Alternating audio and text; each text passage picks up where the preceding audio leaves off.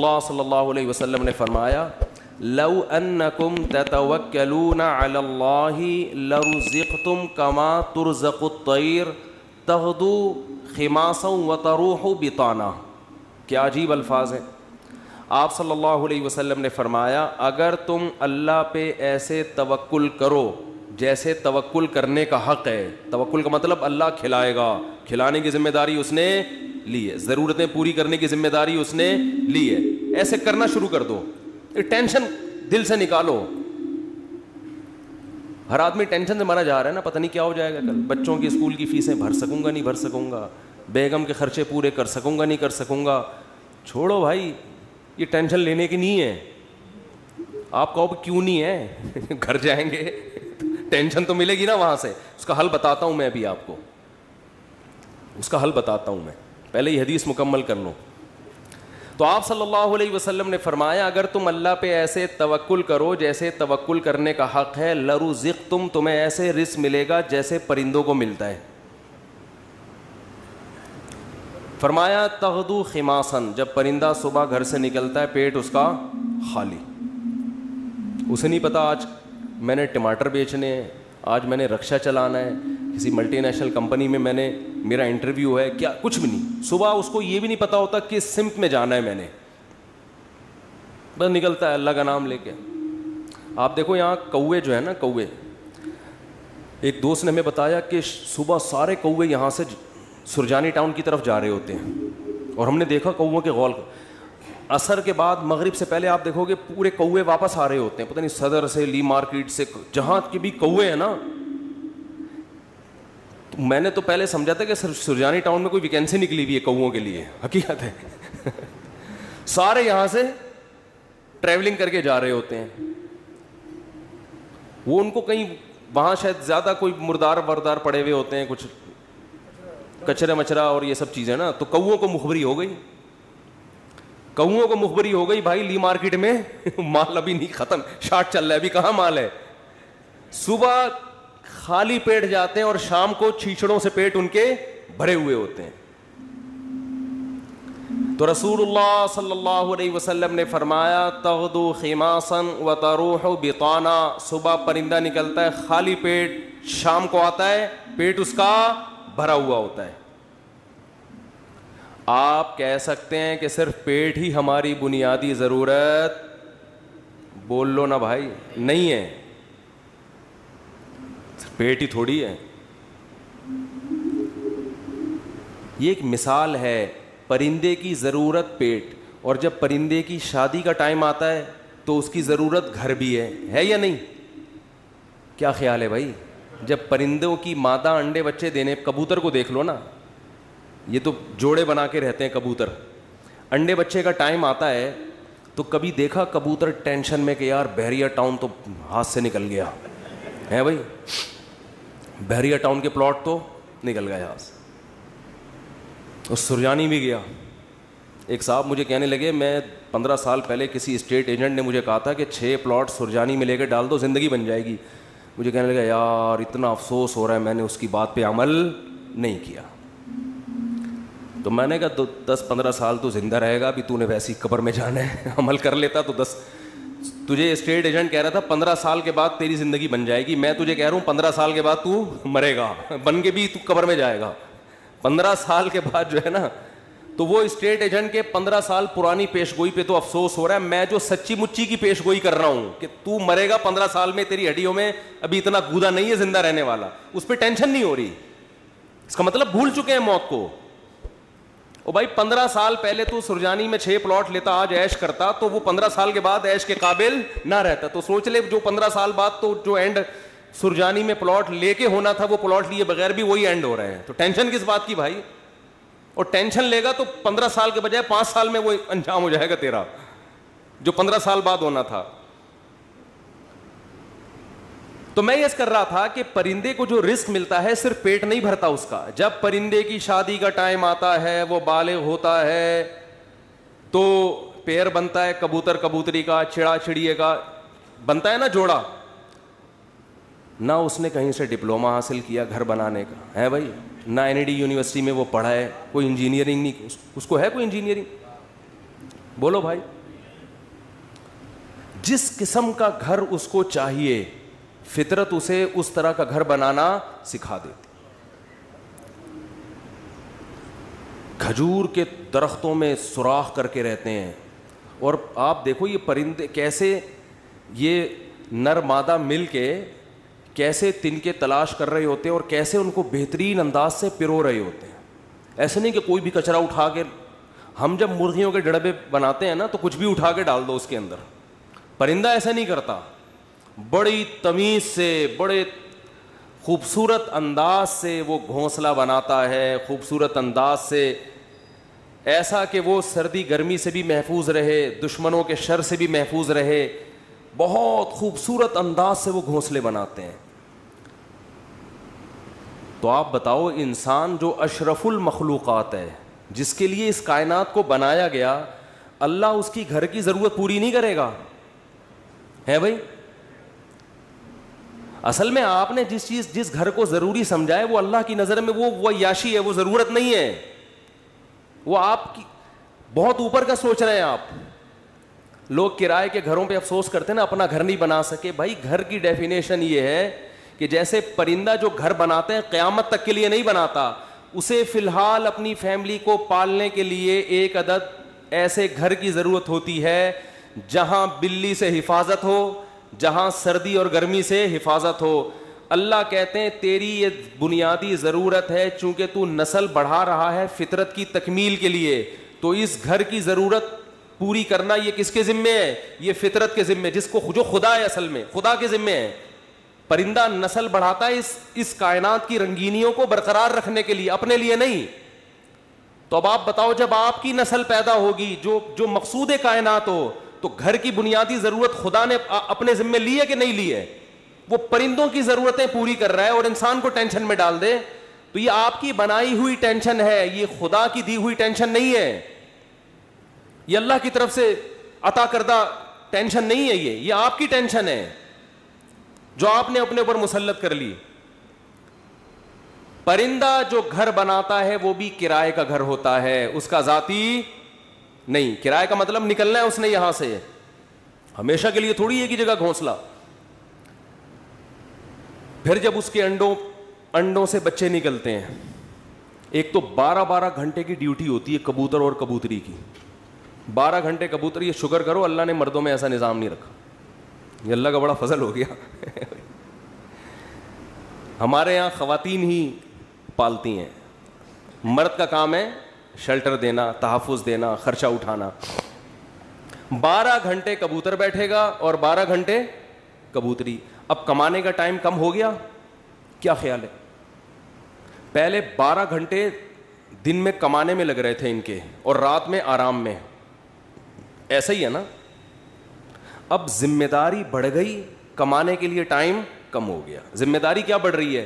اب اپنا بھی کمانا ہے اور اپنے بچوں کے لیے بھی دانا لے کر آنا ہے. ٹائم کم ہے کمانے کے لیے اور کھانے والے زیادہ. کہ نہ آج تک دیکھا کہ بھوک سے مرے ہوں پرندوں کے بچے؟ کہیں قحط پڑا ہوا ہو تو ایک الگ بات ہے. کبوتر کبوتری جاتے ہیں, باریاں سیٹ کرتے ہیں, 12 گھنٹے یہ 12 گھنٹے وہ, پھر جب چوزے نکل جاتے ہیں اس سے بچے نکل جاتے ہیں, وہ بھی کما کے خود بھی اپنا پیٹ بھی بھر رہا ہے اور اپنے بچوں کا پیٹ بھی بھر رہا ہوتا ہے. وہ وجہ کیا ہے؟ پرندہ ٹینشن نہیں لیتا. اگر ٹینشن لینا شروع کر دیں نا کہ یہاں پلاٹ کیوں نہیں بنا, یہاں گھر کیوں نہیں بنا, تو پرندہ بچے پیدا کرنا ہی چھوڑ دے. جیسے کہ آج گوروں نے چھوڑ دی ہیں, انگریزوں نے چھوڑ دی ہے نا. کتے پال رہے ہیں, وہ کتے کیوں پالتے ہیں؟ وہ بہت سے انگریز ہم لوگوں پر اعتراض کرتے ہیں کہ کتا اتنا وفادار جانور, تم اس سے دل کیوں نہیں بہلاتے؟ ہم کہتے ہیں انسان سے زیادہ وفادار نہیں ہے. کتے وہ پالے جس کے پاس پالنے کے لیے بچے نہ ہوں, انسان نہ ہوں, وہ پالے. اور کتوں سے صرف دل ہی بہلا سکتے ہو. کتا کما کے نہیں دے گا آپ کو, اولاد آپ کو کما کے دے گی. اولاد اپنے اختیار سے محبت کرے گی. کتا جو آپ سے محبت کر رہا ہے اپنے اختیار سے نہیں, قدرت نے فطرت نے اس میں وفا اور محبت کے سافٹ ویئر انسٹال کیے ہوئے ہیں. وہ اپنی مرضی سے یہ کام نہیں کر رہا, اس لیے آپ کو خوشی بھی نہیں ہوتی. اولاد تو اپنے اختیار سے آپ کی خدمت کرتی ہے. بیٹا ہوگا تو بہویں بھی ہوں گی, داماد بھی ہوں گے, بیٹی ہوگی تو پوتے بھی ہوں گے, نواسے بھی ہوں گے. کتا ہوگا تو یہ سب چیزیں بولو. تبھی تو انگریزوں کا سارا سیٹ اپ ختم. آپ کسی گورے سے ملے نا, یہ کون ہے, یہ گورا, تعارف کرو, یہ میرا فرینڈ ہے, یہ میری گرل فرینڈ ہے, بس سارا سیٹ اپ ختم. کبھی دیکھا گورا تعارف کروا رہا ہو آپ امریکہ کسی گورے کے گھر جائیں, یہ میری خالہ ہیں, یہ میری پھپھو ہیں, یہ میری ممانی ہیں, یہ میری چاچی ہیں, میری بھتیجی ہے, یہ میرا بھانجا ہے, یہ میرے بردر ان لا ہیں, یہ میرے مدر ان لا ہیں, اور یہ میری نانی ساس اور دادی. ہمارے یہاں تو اتنے پوری ایک چین چلتی ہے. انگریزوں کے یہاں یہ تکلف نہیں, میں ہوں ٹھیک ہے, یہ پتہ نہیں کون ہے, اتفاق سے کل اس سے ملاقات ہو گئی تھی, دوستی ہو, اس سے زیادہ رشتے نہیں. ایک عدد اماں ہوتی ہیں, وہ بھی اولڈ ہاؤس میں. وہ بھی کہاں ہیں؟ اولڈ ہاؤس میں. تو وہ کتے اس لیے پالتے ہیں, اس لیے نہیں پالتے کہ وہ کتوں کی وفا سے ان کو بڑا اچھا لگتا ہے, اتنے وفادار ہیں. کتوں سے ہی سبق سیکھ لینا چاہیے انگریزوں کو کہ کتے تمہارے ساتھ وفا کر رہے ہیں, تم اپنے باپ کے ساتھ وفا نہیں کر رہے. سمجھ رہے ہو نا, یہ تمہارے ساتھ وفا کر رہا ہے اور تم اپنے باپ کو اولڈ ہاؤس میں جمع کرا رہے ہو. کتا نہیں جمع کرائے گا بڑھاپے میں تمہیں, وہ کہے گا جیسا بھی ہے برداشت کروں گا. غیر مسلموں کی جو خوبیاں ہیں نا, وہ اول نظر میں, پہلی نظر میں آپ کو, بعدین نظر میں بہت زبردست لگیں گی. جب آپ ان کی گہرائی میں جاؤ گے تو آپ کو لگے گا ان تلوں میں تیل نہیں ہے. یہ صرف اوپر اوپر کے اخلاق ہیں. میں اکثر ایک بات کہتا ہوں نا, کہ لوگ اکثر ہمیں کہہ رہے ہوتے ہیں کہ انگریزوں کے اخلاق بہت اچھے, تھینک یو, بات شروع کرنے سے پہلے 3 دفعہ تھینک یو. جیسے ہمارے کوئی وظیفہ جب بتایا جاتا ہے نا, تو شروع میں اول آخر 11 دفعہ درود شریف پڑھیں. تو انگریز بھی جب کوئی بات کرے گا تھینک یو سے شروع کر کے تھینک یو پہ ختم. اور ہمارے ہاں گالیوں سے شروع کر کے درمیان میں بھی گالی اور آخر میں بھی گالی. اتنا وہ تھینک یو نہیں کہتا جتنی ہمارے ہاں گالیاں ہیں. لوگ مجھے کہتے ہیں مفتی صاحب آپ پھر بھی کہتے ہو مسلمان اچھے ہیں, اتنی گالیاں دے رہے ہیں صبح شام, پھر بھی اچھے ہیں. اور انگریز ہر بات میں مسکراتا ہے تھینک یو, پھر بھی. میں کہتا ہوں بھائی وہ تھینک یو پہ پیسے خرچ نہیں ہو رہے. ہم جب گھر میں جاتے ہیں تو ہم سے جو گھر والوں کے, بیگموں کے مطالبے ہوتے ہیں نا, گورا یہ مطالبے افورڈ بولو نہیں کر سکتا. ہم گھر والوں کو گھر مہیا کرنا کس کی ذمہ داری ہے؟ یہ جو بحریہ ٹاؤن کے پلاٹ کے لیے مچل رہا ہوتا ہے تو بیگم کی وجہ سے ٹینشن میں ہوتا ہے. بیوی نہ ہو تو روڈ پہ بھی زندگی گزر جاتی ہے. گھر کروڑوں روپے کا گھر لے کے دے گا, بچوں کے لیے پراپرٹی خرید رہا ہوگا, میں مر گیا تو بچوں کا کیا ہوگا. انگریز کرتا ہی ہے کہ میں مر گیا تو بچوں کا کیا ہوگا, کہ گورنمنٹ پالے گی, میں تھوڑی پالوں گا. ہمیں پتا ہے کہ بھائی ہم نے انتظام کر کے جانا ہے ان کے لیے. پھر محلے کے خراب لڑکوں کے ساتھ تو نہیں بیٹھ رہا, صبح شام یہ ٹینشن. دعائیں کرا رہے ہوتے ہیں مولوی صاحب کے پاس, مولوی صاحب دعا کرو میرا بچہ آج کل چرسیوں میں اٹھ رہا بیٹھ رہا ہے, دعا کرو کچھ انسان کا بچہ بن جائے. گورے کو یہ ٹینشن ہوتی ہے. کبھی دیکھا گورا پادری کے پاس گیا ہو کہ میرا بچہ جو ہے وہ چرسیوں میں آج کل بیٹھ رہا ہے؟ پادری کہا ہے میں تو خود پیتا ہوں. پادری کہے گا میں تو خود پیتا ہوں, پی لیا تو کیا ہو گیا, کیا کر لے گا. وہ تو ٹینشن فری لوگ ہیں بھائی, ریلیشن ہی نہیں ہے ان کا. پھر بیگم کے بھائی گھر میں آ رہے ہیں تو اس کو پوچھا کیوں نہیں. ایک صاحب نے بتایا میرا اتنا پھڈا ہو گیا گھر میں, ایک دن میرا سالہ آ گیا, میں کہیں دماغ میرا حاضر نہیں تھا, میں نے اس کو چائے کا پوچھنا بھول گیا. میں کہہ رہا ہے جو میری بیگم نے ہنگامہ کیا ہے کہ میرے بھائیوں کو پوچھتے نہیں ہو اتنی. اور یہ عورت کے لیے ٹینشنیں اٹھا رہا ہے مرد. کس کے لیے؟ عورت کے لیے. گرل فرینڈ نہیں رکھی ہوئی اس نے, پوری زندگی کی ٹینشن. اس کے باپ کو بھی باپ بنا لیا, اس کی ماں کو کیا بنا لیا, اپنے ابا بھی تھے. اپنی انگریز اپنے ابا اماں کو اولڈ ہاؤس میں جمع کر رہا ہے. ہمارے سچی مچی کے ابا اماں پہلے سے تھے, ہم نے جناب ایک مدر ان لا اور فادر ان لا کو بھی لے لیا ہم نے. وہ کہہ رہے ہیں ہم ایک باپ سے تنگ ہیں, تم 2 باپ پال رہے ہو یار. اور میرے فلسفے پر عمل کرے تو 5 باپ, اگر میرے فلسفے پر آ جائے 5 عدد مائیں اور 5 عدد باپ, اور ہول سیل کے حساب سے سالے. سالوں کی تو کوئی انتہا ہی نہیں ہے نا. گرل فرینڈ کا بھائی آپ کے معاملات میں دخل اندازی بولو نہیں کرے گا کہ تم نے قائد اعظم کے مزار کا ٹائم لیا ہوا تھا, پہنچے کیوں نہیں. کبھی ہوتا گرل فرینڈ کا بھائی آپ کو فون کرے, یار میری سسٹر سے تمہاری دوستی اور تم ٹائم پر اس کو دے نہیں رہے. اس لیے گورا گرل فرینڈ رکھتا ہے. مسلمان نکاح کر کے ٹینشن لیتا ہے. جب آپ نے نکاح کر کے کسی عورت کو گھر لے آئے, ٹائم پہ گھر نہیں آ رہے, سالے کا فون آئے. سبھی تو اس کو سالہ کہتے ہیں, کباب میں ہڈی. سالے کا فون آئے گا تو آدمی جل کے کیا کہتا ہے, کہتا ہے سالے کا فون آ گیا, کہتا ہے نا, تو سالے کا فون آ گیا. میرے سامنے جھگڑے آتے ہیں, لوگ لڑ رہے ہوتے ہیں اپنے بہنوں ہی سے. ابے ہم نے تجھے اپنی بہن اس لیے دی تھی کہ تو ٹائم نہ دے, تو سارا دن گٹر کے ڈھکن پہ بیٹھا رہتا ہے باہر, 2 بجے اٹھ کے آتا ہے, اس لیے دی تھی. لوگ کہتے ہیں نا, یہ ٹینشن بھی کون اٹھا رہا ہے؟ مسلمان مرد ہے بھائی. کون اٹھاتا ہے یہ؟ پھر وہ اپنے بوڑھے باپ کو بھی پال رہا ہے, خرچہ کر رہا ہے, بوڑھی ماں کو بھی پال رہا ہے, بیوی کی بھی سن رہا ہے, بچوں کی بھی سن رہا ہے. اس کے بعد میرے بھائی تھینک یو اگر نہیں بھی کہتا تو کوئی اتنا بڑا مسئلہ بولو نہیں. لاکھوں روپے گھر پہ خرچ کر رہا ہوتا ہے وہ, تو گالیاں تو بنتی ہیں نا, پھر دینی نہیں چاہیے. وہ معین اختر صاحب کا پروگرام تھا نا, کئی دفعہ بیان کر چکا ہوں, وہ انور مقصود کے ساتھ. تو انور مقصود نے معین اختر سے پوچھا کہ آپ کے ماموں کیا کرتے ہیں. پہلے معین اختر سے پوچھا کہ کیسا چل رہا ہے. انہوں نے کہا کہ اللہ کا شکر ہے, نلکوں میں پانی آ رہا ہے, لوڈ شیڈنگ بھی نہیں ہے, سب سیٹ چل رہا ہے. اس نے کہا پہلے پاکستانی ہیں جو اتنے اچھے حالات بتا رہے ہیں, کہاں رہتے ہیں؟ اس نے کہا دبئی میں رہتا ہوں میں. اس نے کہا دبئی میں رہتا ہوں. پھر اس نے پوچھا کہ آپ کے ماموں کیا کرتے ہیں؟ اس نے کہا گالیاں دیتے ہیں. ماموں کا کام صبح سے شام کیا ہے؟ حالات ایسے ہیں نا, حالات ایسے ہیں کہ ماموں کا کام صبح سے شام سوائے گالیاں دینے کے. انگریز کچھ دن یہاں رہ کے جائے, جیسے معین اختر کے ماموں گالیاں دیتے تھے نا, انگریز انگلش میں ایسی گالیاں دے گا. کچھ دن یہاں رہے تو صحیح, یہ تو ہمارا حوصلہ ہے. تو اس نے کہا گالیاں کیوں دیتے تھے؟ اس نے کہا مالک مکان پانی کے پیسے لینے آ گیا, تو ماموں اس کو لے گیا, بولا تو ایک لوٹا بھر کے دکھا. پانی ہے نہیں, پانی کے پیسے لینے آ, تو ایک لوٹا بھر کے دکھا. کہہ رہے بیٹھے بیٹھے لائٹ چلی گئی, تو ماموں نے بلب کے رشتہ داروں کو گالیاں دینا شروع کر دی. بلب کے رشتہ داروں کو. تو ہم جس ماحول میں رہتے ہیں, مسلمان کا بہت بڑا ظرف ہے. وہ ایک عورت کے لیے بڑی قربانیاں دیتا ہے, بڑی اس کو عزت کے ساتھ گھر میں لے کر آتا ہے. اس کے بچوں کی کفالت, اس کے باپ کو عزت دینا, اس کے بھائیوں کو عزت دینا, اس کی ماں کو عزت دینا. تو میرے بھائی اس کے بعد اگر 4-6 گالیاں کبھی وہ نکال دے, تو ہمارے نبی صلی اللہ علیہ وسلم نے عورت کو حکم دیا ہے کہ وہ اپنے شوہر کی فرما برداری کرے. نبی نے کیا فرمایا؟ یکفرن العشیر, شوہر کی نافرمانی کرتی ہیں. وہ نافرمانی کیا فرمایا؟ ساری زندگی احسانات کرتا رہے گا, اگر کبھی اونچ نیچ ہو جائے تو عورت جواب میں کہتی ہے ما رأیت منک خیرا قط, اللہ کی قسم میں نے تجھ سے کبھی کوئی خیر نہیں دی. میں تو آپ سے شادی کر کے پچھتا رہی ہوں,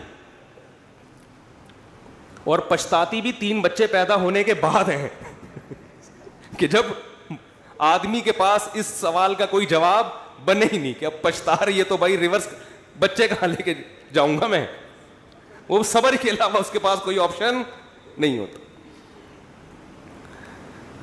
تو ایسے میں اگر انگریز یہ ٹینشنیں اٹھائے, بوڑھے باپ کی بھی, بوڑھی ماں کی بھی, اور بیوی کی بھی, اور بچوں کی بھی, اور سالوں کی بھی, اور ساس کی بھی, اور سسر کی بھی, پھر دیکھنے تھینک یو سے بات کیسے شروع کرتے ہیں, اور تھینک یو پہ کیسے. وہ ایک صاحب کہنے لگے یار اتنے اچھے اخلاق ہیں. میں نے کہا کسی انگریز سے بولو 50 روپے دے, گالی دے دے مجھے یہ تھینک یو نہیں چاہیے. وہ کہے گا 50 روپے نہیں دوں گا, تھینک یو جتنا لینا ہے. یہ فری پھوکٹ کا تھینک یو ہے بھائی, یہ فری پھوکٹ کا تھینک یو ہے. ایک دھیلے کا خرچہ اٹھانے کے لیے تیار نہیں ہے کسی کا بھی. تو خیر میں جلدی سے بات کو سمیٹ کے ختم کروں, وقت پورا ہو رہا ہے. تو رسول اللہ صلی اللہ علیہ وسلم نے فرمایا پیسہ کمانے سے منع نہیں, پیسے کو مسلط کرنے سے منع کیا. ہدف یہ نہ بناؤ. دیکھو پرندہ یہ نہیں کرتا کہ اللہ پہ توکل کرے تو اب گھونسلے میں ہی دھرنا مار کے بیٹھ گیا, میں نے صبح جانا ہی نہیں ہے. یہ کوے جتنے ہیں نا یہ وہیں بیٹھ گئے, لیاری میں بیٹھ گئے اور سرجانی ٹاؤن میں بیٹھ گئے کہ چھوڑو یار اللہ پہ توکل کرنا ہے, رزق خود بخود یہیں آئے گا. اللہ نے کہا نا تمہیں نکلنا پڑے گا. تو آپ صبح نکلو رزق کے لیے, لیکن تسلی رکھو کہ شام کو انشاءاللہ پیٹ بھرا ہوا ہوگا, میری بنیادی ساری ضرورتیں پوری ہو چکی ہوں گی. اور جب میری اولاد کا ٹائم آئے گا اللہ بچوں کا خرچہ بھی میری جیب میں ڈالے گا. ٹینشن نہ لو کہ 2 بچے ہو گئے تو 3 بچے ہو گئے تو کہاں سے کھلاؤں گا. جس اللہ نے تجھے کھلایا بھائی وہی. دیکھو ماں کی چھاتیوں میں دودھ پہلے پیدا ہوتا ہے, بچہ بعد میں پیدا ہوتا ہے, یہ بتانے کے لیے کہ اس کا پیدا کرنے والا اس کے رزق سے غافل نہیں ہے. ہر چیز میں گوروں کی طرح کیلکولیشن نہ کیا کرو بیٹھ کے. گورے کیا کر رہے ہوتے ہیں, دیکھ رہے ہوتے ہیں میرے پاس ابھی $10,000 ہیں تو ایک بچہ ہو گیا تو اس میں اتنا کیلکولیشن کر کے اتنا بچ رہا ہے, اتنا انویسٹمنٹ کیا, دوسرا ہو گیا تو یہ تو کیلکولیٹر کہہ رہا ہے یہ نہیں ہو سکتا. قرآن کیا کہے گا, او بھائی تو پیدا تو ہونے دے. دیکھو اگر ہم نے یہ دودھ کا پروسیس نہ دیکھا ہوتا تو ہم تو اس ٹینشن میں ہوتے بچہ پیدا ہوگا تو میں تو 2 کلو دودھ اور بھینس کا لگوانا پڑے گا مجھے, میں تو خرچہ نہیں اٹھا سکتا. اللہ کہتے ہیں پیدا ہونے دے, اس کی ماں کی چھاتیوں میں دودھ اسی وقت پیدا کروں گا جب یہ پیدا ہوگا, اس سے پہلے نہیں. ہم کہتے ہیں نہیں پہلے پیدا ہو ہے بھائی, پہلے ماں کی چھاتیوں میں دودھ آئے پھر ہم دیکھیں گے ہاں بھائی آگے ہے دودھ, اب بچہ پیدا ہوگا. اللہ کہتے ہیں نہیں, مخلوق کو آنے دو پہلے, رزق بعد میں آئے گا اس کا. تو اس لیے بھائی رزق کمانا ہے, رزق کی ٹینشن نہیں لینی. اب آپ کہہ سکتے ہو کہ ٹھیک ہے ہم رزق کی ٹینشن نہیں لیتے, کماتے ہیں, لیکن ہم تو دیکھ رہے ہیں کمانے کی کوشش کر رہے ہیں, وہ وسیم بھائی کے پاس تو اتنا پیسہ آ گیا, فلاں کے پاس تو اتنا آ گیا, میں وہیں کا وہیں کھڑا ہوں. ہمارے کزن تھے کیا ہیں, وہ تھے نہ بن جائیں. وہ اکثر کہا کرتے تھے, یہ بات تو کہتے تھے اب نہیں کہتے, اللہ کا شکر اب دیندار ہے, کہتے یار مجھے ٹینشن اس بات کی نہیں ہے کہ میرے پاس پیسہ نہیں ہے, مجھے ٹینشن اس بات کی ہے کہ میرے جتنے دوست ہیں ان کے پاس آ گیا اور میں وہیں کا وہیں. تو یہ ایک مستقل ٹینشن ہے. دیکھو اس کا نبی صلی اللہ علیہ وسلم نے حل کیا بتایا ہے, پرندے کی مثال دی ہے. پرندہ کمپٹیشن میں کبھی بھی نہیں آتا, سمجھ رہے ہیں. پرندہ یہ نہیں کرتا کہ وہ والے چڑیا نے وہاں جگہ اس لوکیشن پہ گھونسلہ بنایا بحریہ ٹاؤن کے قریب اور میں لیاری ندی کے اوپر گھونسلہ, نہ نہ نہ نہ. پرندہ کہتے ہیں میرے لیے, میرے بچوں کی حفاظت کے لیے مجھے گھونسلہ چاہیے, لوکیشن کو وہ زیادہ اہمیت نہیں دیتا. میں دشمنوں سے میری حفاظت رہے, ٹھیک ہے نا, سردی گرمی سے میری حفاظت رہے. میں نہیں کہہ رہا آپ لیاری ندی کے اوپر گھر بنائیں, وہ تو حفاظت نہیں رہے گی آپ کی, کیونکہ ندی تو ندی ہے نا. تو آپ نے یہ سوچنا ہے کہ مجھے اپنے گھر میں تحفظ کے ساتھ, گھر والوں کے ساتھ رہنے کے لیے چھت چاہیے. یہ چھت اللہ انشاءاللہ میسر کرے گا, چاہے اپنی ہو چاہے کرائے کی ہو. یہ ٹینشن نہیں لینا ہے, یہ ٹینشن کہ میری اپنی چھت ہو کرائے کی نہ ہو, یہ آپ کی بنائی ہوئی ٹینشن ہے. اللہ نے اس رزق کا وعدہ آپ سے نہیں کیا ہے, یہ غریبی ہے, یہ غریبی ہے. بنیادی ضرورت آپ کی سالن روٹی ہوتی ہے نا. ارے بھائی آپ گئے ہوٹل میں نہاری لے آؤ, 2 روٹی لے آیا, نہاری لے آیا, 1 گریبی منگوا لو گے, 2 منگوا لو گے, اس کے بعد کہے گا بھائی یہ گریبی ہے, اصل جو پیسے تھے نا وہ پلیٹ کے تھے. اب آپ نے گریبی کو مقصود بنا لیا, آپ جاتے ہی گریبی پہلے منگوا رہے ہو کہ یار 2 نہاری کی گریبیاں لے آ. اس کو غصہ آئے گا بھائی گریبی تو ضمناً ہوتی ہے. آج جو گریبی تھی نا, ذاتی گھر گریبی ہے, یہ بنیادی ضرورت نہیں ہے. گاڑی گریبی ہے, بنیادی ضرورت W11 میں بہت اچھی طرح سے پوری ہوتی ہے. ہم نے تو بھائی 20 سال W11 میں سفر کیا ہے اور اللہ کی قسم اب ترستے ہیں کہ W11 میں بیٹھے ہیں, لیکن اب شہرت اتنی ہو گئی کہ وہ بیٹھ نہیں سکتے. اب وہ W11 والا بھی اٹھ کے آ جائے گا کہ میں نہیں چلا رہا, میں گپ شپ کر رہا ہوں آپ سے. ورنہ عامر بھائی W11 کا مزہ آپ نے لیا ہوگا نا. W11 کراچی کی بہترین سوغات ہے بھی. G7 4L میں اللہ دشمنوں کو بھی نہ بٹھائے. جس طرح وہ چلاتا ہے نا اتنی بڑی بس کو, ہم تو جب بھی بیٹھے ہیں 2 فٹ اچھل کے. ہمارے ایک جاننے والے ریٹائر آفیسر تھے, لیفٹیننٹ تھے, وہ بیچارے کراچی کی بس میں نا کہیں پچھلی سیٹ پہ بیٹھ گئے. اسپیڈ بریکر پہ جب اچھل کے دھڑام سے نیچے گرے, ان کی ریڑھ کی ہڈی میں مسئلہ ہو گیا, اسی میں ان کی موت واقع ہوئی ہے. وہ نیوی کا آفیسر بیچارہ جنگوں میں شہید نہیں ہوا جنگوں میں شہادت نہیں ملی ہے, کراچی کی بس نے اٹھا کے پٹخائے اور انا للہ.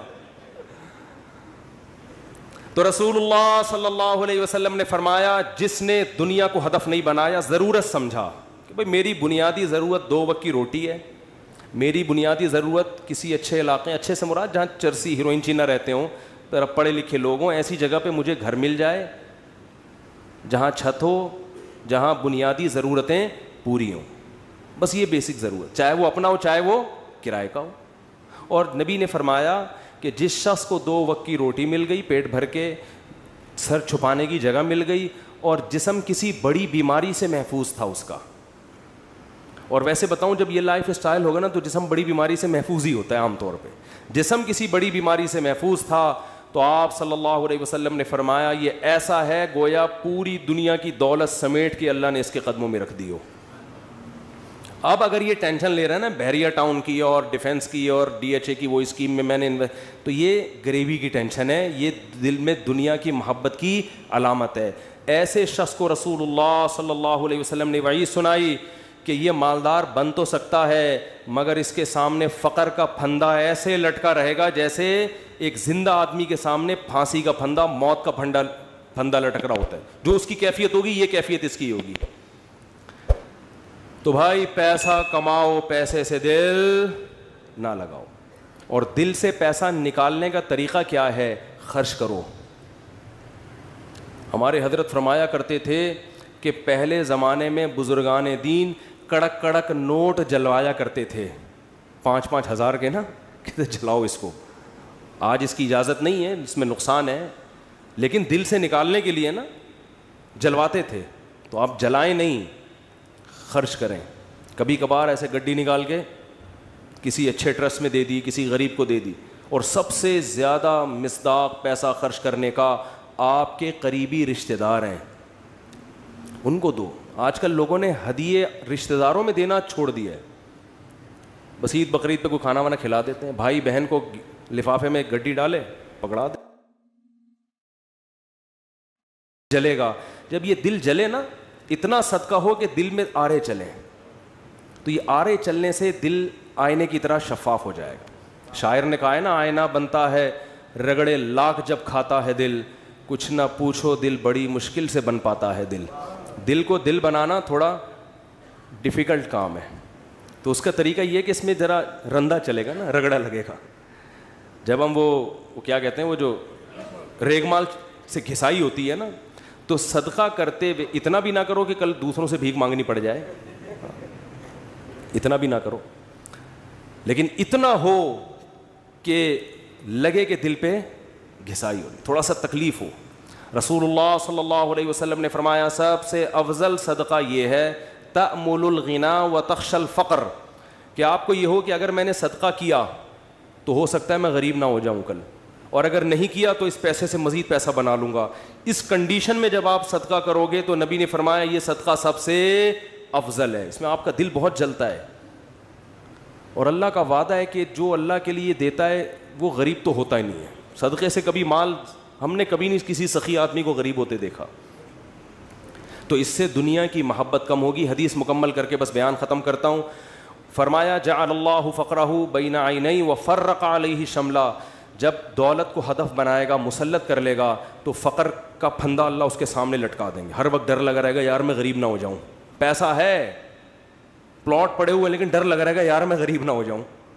دوسرا فرمایا وفرق علیہ شملا, اس کی فکروں کو اللہ بکھیر دیں گے. اتنی ٹینشن ہے, یہ کام بھی ہو جائے, یہ بھی صحیح ہو جائے, یہ والا بھی ہو جائے, پتہ نہیں سارے کام ٹھیک ہوں گے, ایک اٹکا ہوا ہوگا اس کی وجہ سے ٹینشن. وہ یہ نہیں دیکھ رہا کہ میرے سارے کام ٹھیک ہو رہے ہیں, چلو ایک نہیں ہوا تو کیا ہے. تو اس کی فکروں کو اللہ بکھیر دیں گے, اسے پتہ نہیں چلے گا میری اصل ٹینشن ہے کیا, مجھے سکون ملے گا کس چیز میں, اتنی فکریں. اور فرمایا وَلَمْ يَأْتِهِ مِنَ الدُّنْيَا إِلَّا مَا قُدِّرَ لَهُ, اور جس دنیا کے پیچھے بھاگ رہا ہے ضروری نہیں کہ وہ بھی مل جائے, ملے گی اتنی جتنی اس کے مقدر میں اللہ نے لکھ دی ہے. یہ جو دنیا کے پیچھے بھاگ رہے ہوتے ہیں تو سب کو پیسہ تھوڑی مل جاتا ہے. بہت سے تو وہی موت تک روڈیں ہی ناپتے رہتے ہیں, سڑکیں ناپتے رہتے ہیں, ہاتھ میں کچھ بھی نہیں آتا ان کے. فرمایا ملے گا اتنا جتنا اللہ نے لکھ دیا ہے, تو ٹینشن لینے سے کوئی فائدہ نہیں ہے. تو ٹینشن نہیں لو بھائی. آپ کو کیوں نہیں بھائی آپ کو صبح آپ نے پراٹھا کھا لیا انڈے کے ساتھ, دوپہر کھانا مل گیا, رات کھانا مل گیا, ضرورت تو 2 وقت کی تھی, مل 3 وقت رہا ہے, انجوائے کرو, مزہ ہے. کیا خیال ہے بھائی؟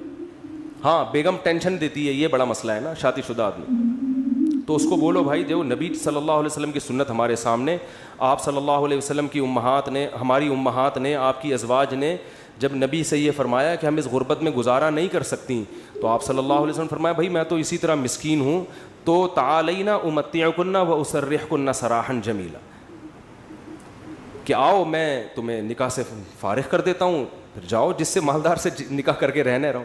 تو یہاں بھی ٹینشن لینے کا بولو نہیں, اپنی طرف سے کوتاہی نہیں کرو.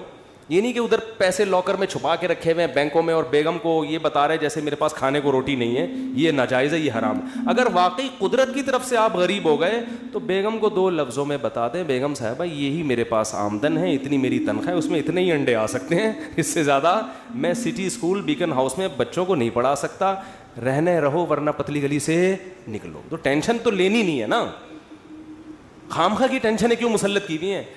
لوگوں میں بدنام ہو جائیں گے, یہ بھی بڑا ایک مسئلہ ہوتا ہے. لوگ کہیں گے, دیکھو لوگوں کو خوش کرنے کے چکر میں رہو گے. یہ کبھی بھی گدھے والا قصہ سنا دوں اگر آپ بھی جا سکتے ہیں, ٹائم ہو گیا ان کی وجہ سے آج تھوڑا سا 5 منٹ. وہ ایک آدمی جو تھا, بڑی عمر کا آدمی, اپنے بیٹے کے ساتھ گدھے پہ بیٹھ کے سفر کر رہا ہے. لمبا سفر تھا, باپ گدھے پہ بیٹھ گیا, بچہ آگے آگے. تو لوگوں نے کہا دیکھو باپ ہونے کا ناجائز فائدہ اٹھا رہا ہے, خود گدھے پہ بیٹھا ہوا ہے, بچے کو, چھوٹے معصوم بچے کو پیدل کیا ہوا ہے اس نے,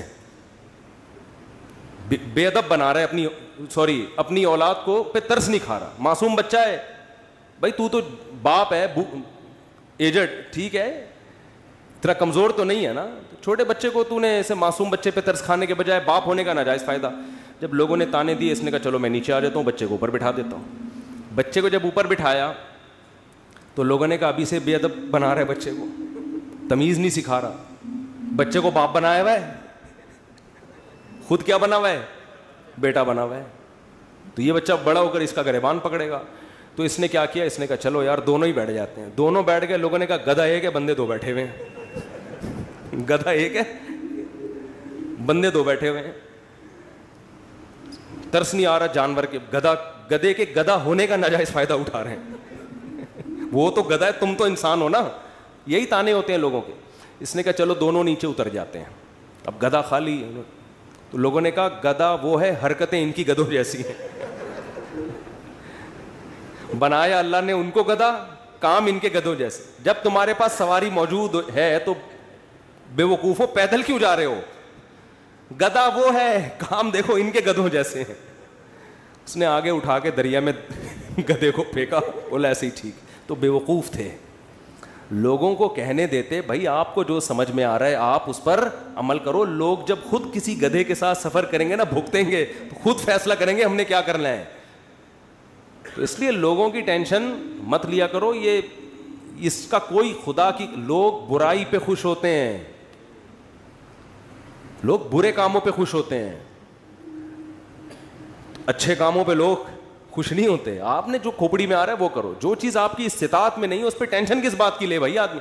دیکھو جیل میں کوئی قیدی ہو اور رہائی کا انتظام ختم ہو جائے تو ہم کیا کہیں گے اس کے, بھائی تو صبر کر, بس یہی زندگی گزار, ہنسی خوشی اسی میں خوش رہنے کی کوشش. ایک صاحب نے مجھے بتایا کہ ان کو 4 مہینے کی جیل ہو گئی, اور وہ جیل بھی غلط کیس میں اندر. باہر نکلے تو بڑے فٹ فاٹ. میں نے کہا, میں ان سے ملا تو میں نے کہا جیل میں جا کے تو لوگوں کی حالت ایسی ہوتی ہے, اور غلط کیس, مجرم بھی نہیں تھے. کہتے ہیں میں جب جیل میں گیا تو مجھے نہیں پتا تھا کب نکلنا ہے میں نے یہاں سے. تو کہہ رہے میں نے کہا اب اسی کو انجوائے کرو, کانفیڈنس دیکھیں. اب کیا کرو جب ایک چیز اپنے اختیار میں ہی نہیں ہے. تو کہہ رہے میں وہاں ڈپس لگاتا تھا تاکہ تھکاوٹ ہو اور نیند آئے مجھے. اور اچھا وہ ڈولے شولے بھی نا کافی بن چکے تھے ان کے بڑے. میں نے کہا کیا کر رہے, کہہ رہے بھائی ہم ڈپس لگاتے تھے, اٹھک بیٹھک 400 بیٹھکیں اوپر نیچے, اور اس طرح میں سارا. اور کہہ رہے جن لوگوں نے یہ کام نہیں کیا وہ دیواروں سے سر مار مار کے پاگل ہو گئے وہ. تو جو چیز اپنے اختیار میں نہیں ہوتی اس کی انسان ٹینشن نہیں لیتا. بھائی اختیار, غربت آپ کمانے کی کوشش کر لی پھر بھی نہیں آ رہے.